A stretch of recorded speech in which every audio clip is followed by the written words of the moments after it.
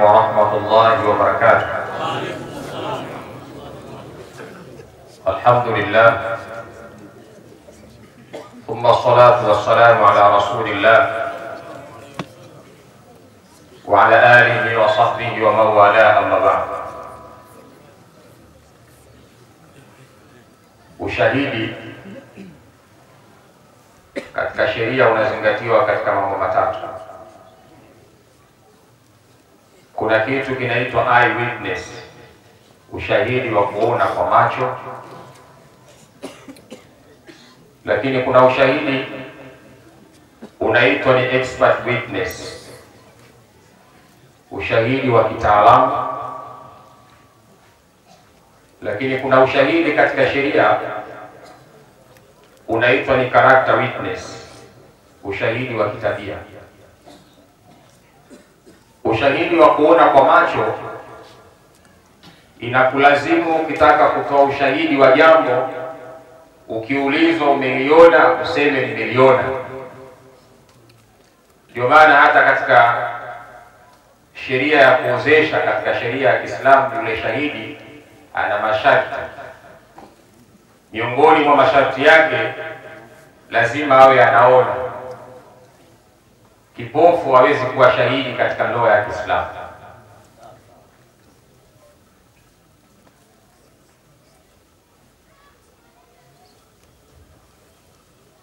Kwa hiyo lazima ushahidi uzingatiwe kwenye kuona.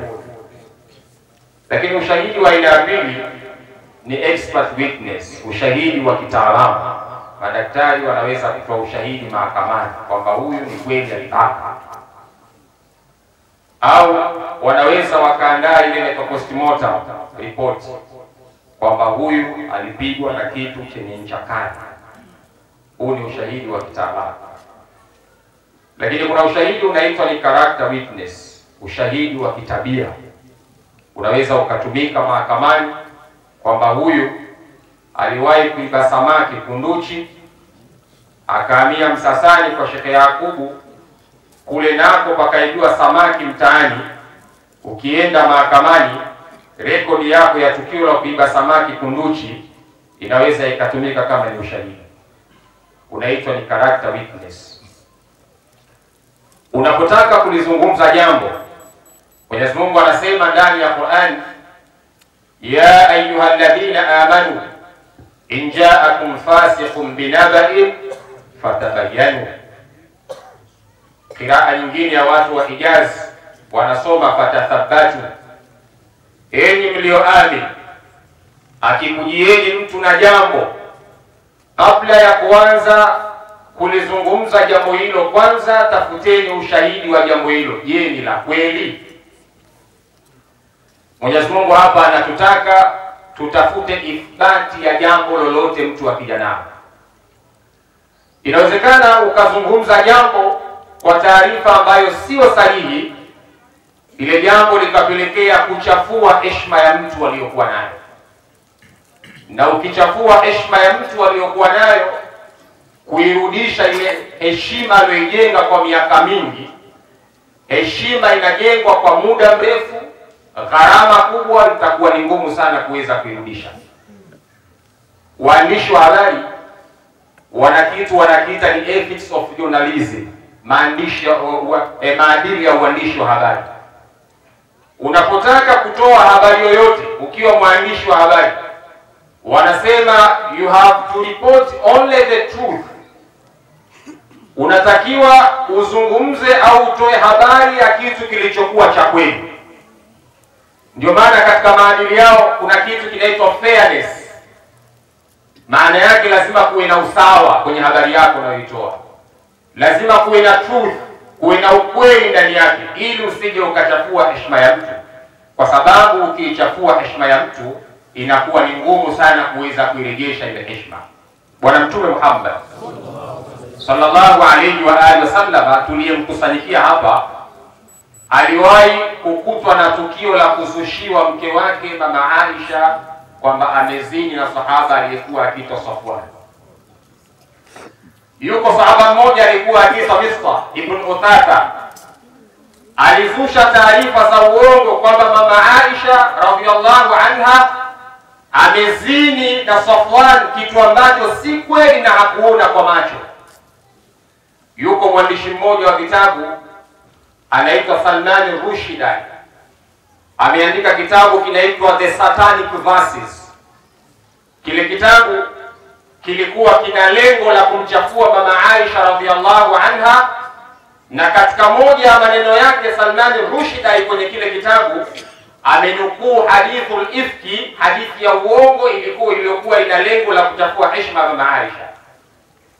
Jambo hili lilimpatabu sana bwana Mtume Muhammad, kuchafuliwa heshima yake na heshima ya mke wake mama Aisha radhiallahu anha, lakini hawakufanikiwa.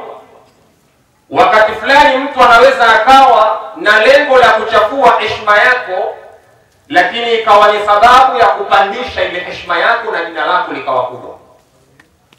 Wale waliokuwa na lengo la kuchafua heshima ya Mtume ikawa ni sababu ya kumpandisha cheo na hadhi bwana Mtume Muhammad, kwa sababu Mwenyezi Mungu ndani ya Qur'ani anasema wa rafa'na laka dhikraka, tumeshaunyanyua tayari utaji wako. Hata kama ikitokea mtu atakuchafua Mtume Muhammad, tayari sisi tumeshakunyanyua. Akikuchafua inakuwa ni sababu ya wewe kukutangaza. Ndio maana Salman Rushdie alipoandika The Satanic Verses kwa lengo la kumchafua Mtume na mke wake, ikawa ni sababu watu wengi Ulaya kuingia katika Uislamu, kwa sababu walikwenda kumsoma Mtume, na walipoingia kumsoma Mtume wakagundua kule kuwa ni Mtume wa kweli, wakajikuta wanaingia katika Uislamu. Na kila aliyethubutu kuwa against na Mtume akajikuta anapata mabalaa katika nchi ya Ulaya. Mwenyezi Mungu anasema inna kafainaka almustahzi'in, hakika ya sisi tunakutosha kwa wale ambao wenye kukufanyia vitimbi. Sallu ala nabi. Ujumbe wangu, ukiwa na jambo lolote, linda sana heshima ya mtu. Limekufikia jambo, usiwe kipaumbele ukaanza kuchukua ubuyu ukaanza kuueneza. Inawezekana ukachafua heshima ya mtu. Katika hija yake ya mwisho Mtume yupo katika viwanja vya Arafat, na nimewahi kusoma kile kitabu kinaitwa What to Say and How to Say It for All Occasions. For all occasions. Mwandishi ananukuu katika moja ya hutuba bora zilizowahi kutolewa duniani. Hutuba namba moja ilikuwa ni hutuba ya bwana Mtume Muhammad. Mtume kwenye hutuba yake katika viwanja vya Arafat anasema inna dima'akum, hakika ya damu zenu Waislamu kwa Waislamu, wa amwalakum, na mali zenu Waislamu kwa Waislamu, wa a'radakum, mahadu shahid, wa a'radakum, na heshima zenu Waislamu kwa Waislamu, alaikum haramun, ni haramu kuvunja heshima ya Muislamu mwenzio. Hata kama sio Muislamu, ni haramu kuchafua jina la Muislamu mwenzio, ni haramu kuchafua hadhi ya asiyekuwa Muislamu. Mtume amekataza, ni haramu kuvunja heshima ya Muislamu mwenzio. Ndugu zangu, wakati uliokuwa nao, ukitembea katika mitandao watu wanavunja heshima za viongozi. Watu wanamtukana rais, watu wanatukana mawaziri, watu wanatukana wabunge, watu wanatukana madiwani. Mtume anasema ni haramu kwa mtu kwenda kuongea jambo ambalo hana ushahidi nalo. Ukiuliza una ushahidi? Umeona? Je, una utaalamu wa kutoa ushahidi wa jambo hilo? Je, huyo mtu tabia hiyo anayo mpaka useme ni kweli uthibitishe? In ja'akum fasiqun binaba'in fatabayyanu. Kwenye propaganda kuna kitu kinaitwa disinformation, yani taarifa unayoletewa sio na ukweli wa jambo sio. Wabillahi tawfiq, assalamu alaykum wa rahmatullahi wa barakatuh.